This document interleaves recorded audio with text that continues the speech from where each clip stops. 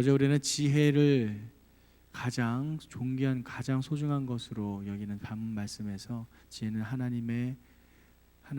지혜는 하나님을 경외하는 것이 지식의 근본이다라는 것을 이제 우리는 1장에서 4장까지의 말씀을 통해 살펴보았고요. 그리고 그 지혜에 대한 말씀이 끝난 이후에 5장에서부터는 그 지혜를, 하나님을 경외하는 것을 거스르는 첫 번째 잘못된 죄악으로 음행에 대해서, 창녀에 대해서 함께 나누었습니다. 오늘은 그 두 번째와 세 번째, 네 번째에 대한 지혜와 지혜자가 반드시 경계해야 될 요소에 대해서 말씀하고 있는데요. 오늘 본문은 크게 세 단락으로 나눌 수가 있습니다. 첫 번째 단락은 1절에서 5절까지의 말씀이고, 두 번째 경계해야 될 보증과 담보에 대해서, 그 보증의 위험성에 대해서 이야기를 하고 있습니다. 두 번째 단락은 6절에서 11절까지의 말씀이고요. 게으른 자에 대한 경고를 하고 있습니다. 그리고 세 번째 단락은 12절에서 19절까지의 말씀이고요. 악인의 행위에 대해서, 그 악인의 특징에 대해서 이야기를 하고 있습니다. 그럼 먼저 첫 번째 단락인 1절에서 5절까지의 말씀을 함께 살펴보겠습니다. 1절에서 3절까지의 말씀을 함께 읽겠습니다. 1절에서 3절입니다. 시작. 내 아들아, 만약 내가 내 친구를 위해 담보를 세우거나 만약 남을 위해 보증을 섰다면 너는 내가 한 말로 덫에 걸린 것이요 내가 한 말에 스스로 잡히게 된 것이다. 내 아들아, 내가 내 친구의 손에 잡혔으니 너는 내 이웃에게 가서 겸손히 간청하여라. 지혜자가 경계해야 될 것 두 번째 요소, 바로 이 보증과 담보에 대한 부분입니다. 사실 성경에서는 이 보증에 대해서 금기하지는 않습니다. 하지 말아야 될 것으로 하지는 않지만, 오늘 본문에 기록된 것처럼 내 친구를 위해 담보를 세우거나 남을 위해 보증을 섰다면 이라는 말로, 만약에 그런 보증을 섰을 때 너가 의미 없는 그런 무의미한 보증을 섰을 때의 위험성에 대해서 이야기를 하는 것입니다. 섣부르고 생각 없이 그냥 이루어진 보증과 담보들, 그러한 것들은 오히려 너의 스스로가 스스로 사로잡히게 된 것이고 그 생명에 오히려 영향을 준다라는 것을 경계를 하고 경고를 하고 있습니다. 그것은 마치 5절 말씀에 기록된 것처럼 사냥꾼에 잡혀 있는 짐승들과 같은 처지에 있다라는 것이죠. 사냥꾼의 짐승이 잡혀 있는 처지 무엇인가요? 바로 생명이 걸려 있다라는 것입니다. 성경에서 이러한 의미 없는 무리한 보증과 담보를 경계하는 이유는 바로 그것으로 말미암아 자신의 생명이 담보로 잡혀서 그 생명을 책임질 수 있는 능력을 빼앗기게 됐기 때문입니다. 그래서 4절 5절 말씀에서 이렇게 이야기를 합니다. 함께 4절 5절 말씀을 읽어보겠습니다. 시작. 잠을 자지도 말고 졸지도 말고 노루가 사냥꾼의 손에서 벗어나듯이 새가 사냥꾼의 손에서 벗어나듯이 너 자신을 구하여라 라고 합니다. 너 자신을 구하여라, 스스로를 구원하라 라는 의미입니다. 스스로를 구원하라, 이것은 어떻게 보면 내팽겨치는 것 같고, 그래 그건 네가 책임이니까 네가 알아서 해라 라는 무책임한 발언처럼 보이지만, 사실 이것은 적극적인 자신이 해야 할 바에 대한 이야기를 하고 있는 것입니다. 사실 이러한 내용이 여호수아에도 동일하게 기록되어 있긴 하는데요. 여호수아 17장 14절에 15절 말씀을 제가 읽어드리겠습니다. 요셉이 여호수아에게 말하여 이르되 여호와께서 지금까지 내게 복을 주심으로 내가 큰 민족이 되었거늘 당신이 나의 기업을 위하여 한 제비 한 분깃으로만 내게 주심은 어찌함이니까 하니, 여호수아가 그들에게 이르되 내가 큰 민족이 되므로 에브라임 산지가 내게 너무 좁을진대 브리스 족속과 르바임 족속과 족속의 땅 산림에 올라가서 스스로 개척하라 하니라. 요셉 자손의 땅 분깃에 대한 불만을 토로했을 때 여호수아가 했던 말이 바로 스스로 개척하라라는 명령이었습니다. 땅 분배에 있어서 여호수아는 하나님의 뜻에 맞추어서 제비를 뽑아 가장 정확하게 땅을 분배했습니다. 그것은 하나님께서 정해주신 바였습니다. 그리고 그 이상의 것들을 요구하는 것에 대해서는 요셉 족속처럼, 요셉 자손처럼 너희 스스로 개척하라라고 명령을 하십니다. 이것은 하나님께서 너희 땅은 너희가 알아서 해라라고 방치하는 것이 결코 아닙니다. 왜냐하면 그들에게는 그들이 해낼 수 있는 능력이 충분히 있었고, 또한 하나님의 이름으로 가서 싸웠을 때 이길 수 있는 능력이 있었기 때문이죠. 이러한 사실은 우리가 두 번의 강을 건넜던 이스라엘의 백성을 향한 하나님의 요구에서도 찾아볼 수 있습니다. 첫 번째 홍해를 건널 때 하나님께서 이스라엘 백성에게 어떻게 하셨나요? 바로 너희는 가만히 있으라고 말씀하셨습니다. 모세가 두 팔을 벌려 하늘을 향해 기도하고 하나님께서 동풍으로 홍해를 밤새도록 갈라 두 벽을 이룬 강이 갈라지는 모습을 우리는 기억하고 있습니다. 그때 이스라엘 백성이 한 것은 아무것도 없습니다. 그들은 그저 하나님께서 이루시는 기적을 바라만 보았습니다. 하지만 그들이 그 홍해를 건너고 40년의 광야 생활 이후에 하나님께 훈련을 받은 이후에는 그들의 믿음이 견고해지고 젖된 아이와 같은 그런 초생아이 같은 그런 시절이 아니었기 때문에 믿음이 장성한 분량의 믿음이 어느 정도의 분량이 자라났기 때문에 그들이 요단강을 건너기 위해서는 그들이 그냥 가만히 있어야 되지 않았습니다. 하나님께서 가나안 땅을 가기 위해서 요단강을 건너라 할 때 명하실 때 그들은 대제사장들이 가장 앞으로 선두로 서고 그 요단강을 발로 밟아야만 했습니다. 범람하고 있었고 물이 넘쳐나는, 정말 그 시기에 흘러넘치는 그 강물을 밟는다는 것은 그들에게 큰 용기와 담대함이 필요했습니다. 하지만 하나님께서는 요단강을 건널 때는 가만히 있으라 하지 않았습니다. 제사장들이 그 요단강을 밟았을 때 그걸 밟은 거기서부터 물이 끊어지게 되고 물은 두 벽이 아닌 하나의 벽으로 쌓이게 되고 그들은 그 강을 건너게 됩니다. 무엇입니까? 우리가 어느 정도 믿음이 성장한 후에는 우리의 스스로 해내야 할 분량이 있다라는 사실입니다. 물론 그러한 분량까지도 하나님께서는 하나님의 은총으로 우리에게 주십니다. 우리에게 주시는 능력이 있습니다. 우리에게 주시는 의지와 결단력이 있습니다. 이 모든 것이 결국 하나님께서 주시는 것이지만 우리 스스로 먼저 나아가 행해야 할 바가 있다라는 사실이죠.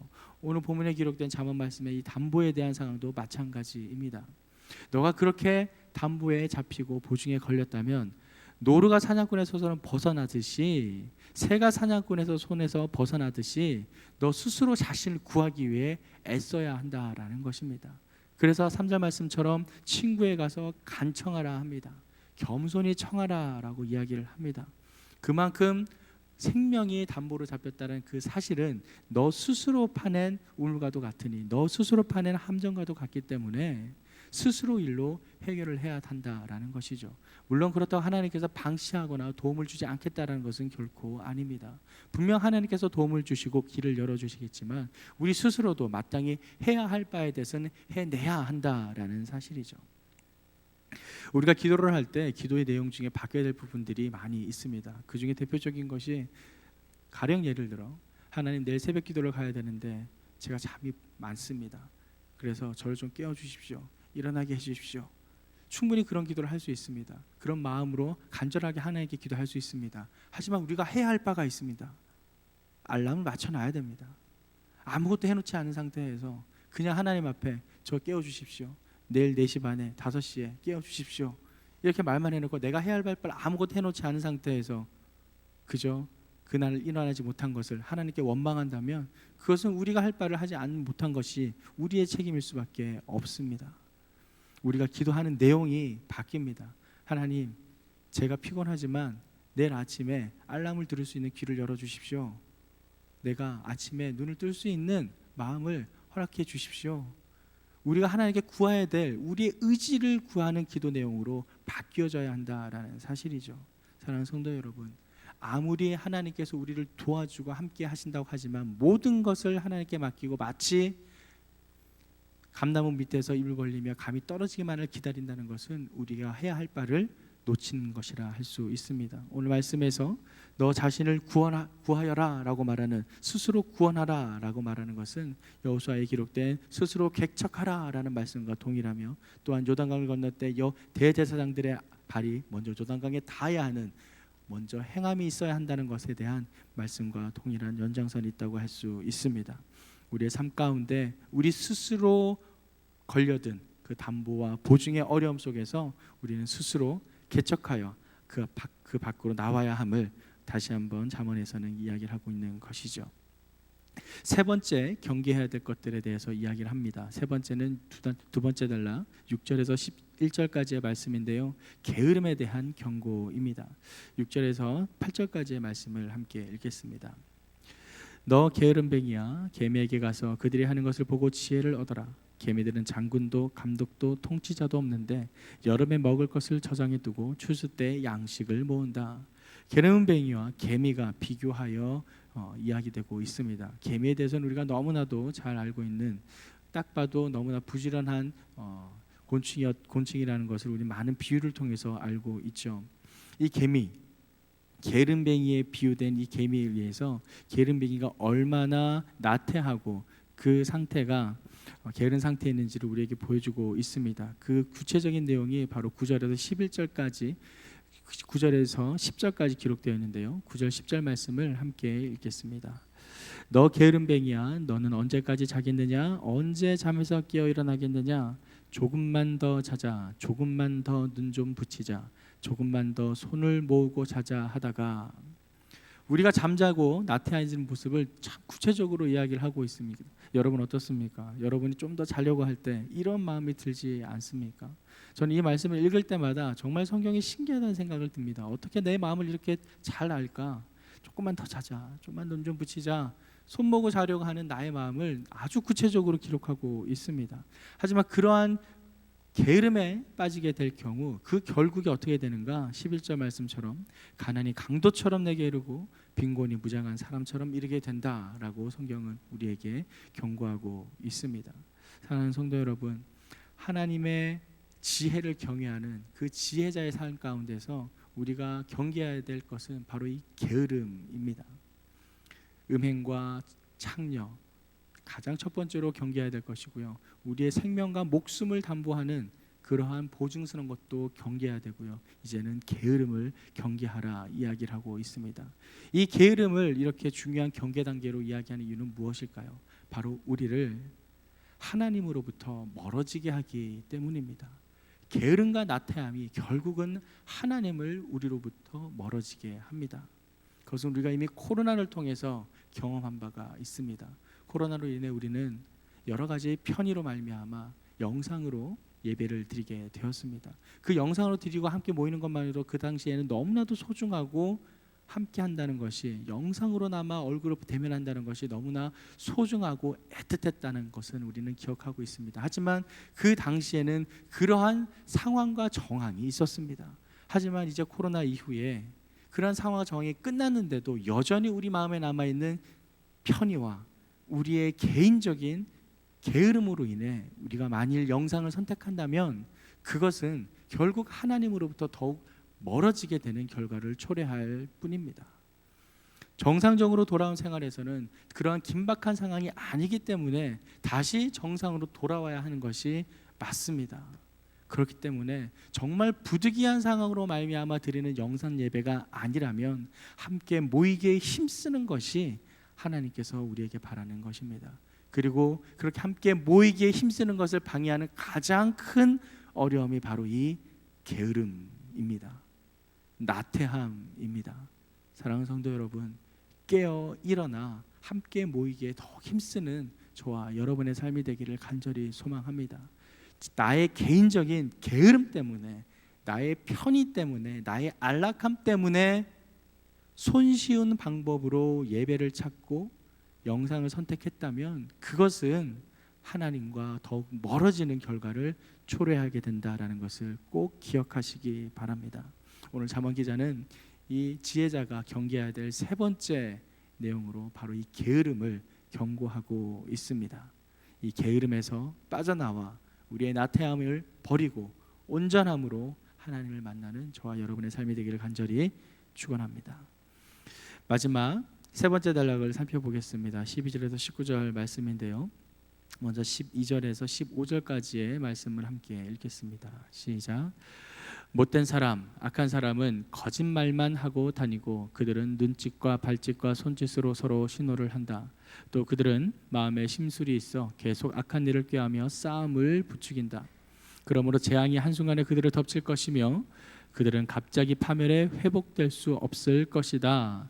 못된 사람, 악한 사람의 가장 첫 번째 특징을 거짓말이라고 이야기를 합니다. 바로 이 거짓말로 말미암아 그들이 재앙 가운데 머물게 되며 그 파면에서 돌이킬 수 없음을 이야기합니다. 그 거짓말의 특징이 있죠. 바로 자기들끼리 수신호를 맞춘다라는 것입니다. 13절 말씀에 보면 눈짓, 발짓, 손짓으로 서로 신호를 한다라고 합니다. 마음이 맞는 사람들끼리 그 눈빛만 보고 알 수 있듯이 거짓말하는 사람들끼리도 자기들끼리 신호를 맞춰서 자기들끼리 거짓말의 구렁텅이에 빠지게 된다라는 것을 여실하게 보여주고 있죠. 이 거짓말이 가장 못된 악한 사람들의 특징이라면 하나님께서 싫어하시는 또 다른 악인의 특징들을 마지막에 기록하고 있는데요. 16절에서 19절까지의 말씀을 함께 읽겠습니다. 16절에서 19절 말씀입니다. 시작. 여호와께서 미워하시며 그분이 정말로 싫어하시는 것 67가지가 있다. 곧 거만한 눈, 거짓말하는 혀, 죄 없는 피를 흘리는 손, 악한 계략을 꾸미는 마음, 악한 일을 하려는데 빠른 발, 거짓말을 쏟아붓는 거짓 증인, 형제들 사이에 불화를 심는 사람이다. 67가지. 가장 그 중에 첫 번째는 거만한 눈입니다. 거만한 눈. 태초에 아담에게 준 여인이 바로 그런 거만한 눈을 가지고 있었죠.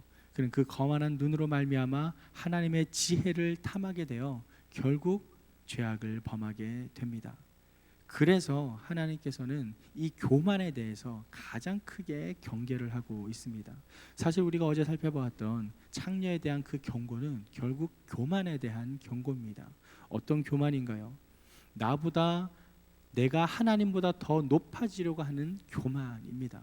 하나님의 지혜에 더욱 가까워져서 하나님의 그 지혜를 이루는 것 이상으로 나의 지혜가 높아지기를 바라는 것입니다. 바로 첫 번째 여인은 그러한 지혜로 말미암아 지혜에 대한 탐심으로 말미암아 교만하게 되었고 그 교만이 결국 하나님을 넘어서고자 하는 마음으로 죄악 가운데 이르게 되었죠. 하나님께서 싫어하시는 정말 미워하시는 7가지의 첫 번째는 바로 거만한 눈입니다. 우리의 삶 가운데 우리의 눈이 교만에 이르지 아니하고 온전히 겸손함으로 나아가기를 간절히 소망합니다. 그래서일까요? 시편 기자는 131편에서 하나님의 품 안에 젖된 아이가 엄마 품에 있는 것 같이 항상 그 품 안에 있기를 노래했습니다.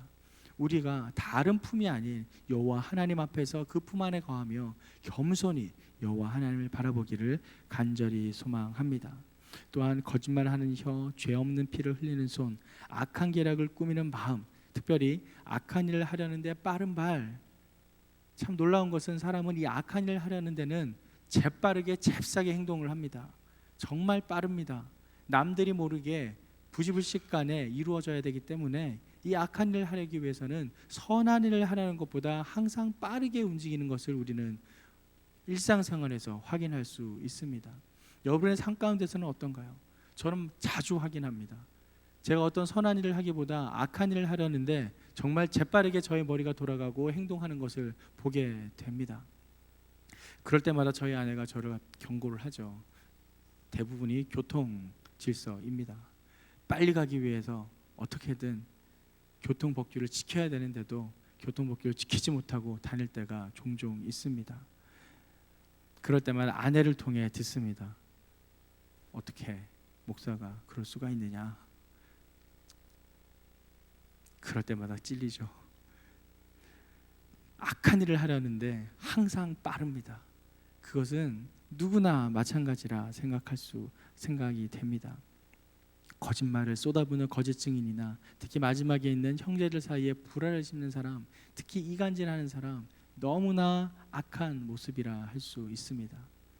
이 여호와께서 싫어하시는 정말 싫어하시는 7가지 죄악 중에 여러분은 어느 부분이 정말 가슴에 찔리는 부분으로 오시는가요? 분명 한두 가지 있을 것입니다. 그러한 것들 오늘 하루 자신의 삶을 돌아보며 주님 앞에 내려놓고 정직하게 회개하며 겸손한 마음으로 주님의 은혜를 구하는 저와 여러분의 삶이 되기를 소망합니다. 가장 중요한 것은 교만한 것을 내려놓는 것입니다. 지혜자가 경계해야 될 것을 하나하나 이야기하고 있는 오늘까지의 잠언 말씀에서 가장 경계해야 될 것은 교만, 그 창녀와 음행하는 것을 경계하셨고, 두 번째는 보증과 담보에 대한 경계, 세 번째는 게으름에 대한 경계, 네 번째는 싫어하시는 그런 네 일곱 가지의 악인들의 특징들을 경계하십니다. 사랑하는 성도 여러분, 잠언에 기록된 이 말씀들이 행여 나의 삶 가운데 나타나고 있다면 우리는 하나님의 이 경고에 겸허하게 청종하며 그 말씀에 순종해야 될 줄 믿습니다. 그러할 때 하나님께서 약속하신 우리를 향한 하나님의 온전한 뜻이 이루어질 줄 믿습니다. 오늘 하루 그렇게 하나님의 지혜만을 사모하며 겸손히 주님 앞에 나아가는 저와 여러분의 삶이 되기를 주님의 이름으로 축원합니다.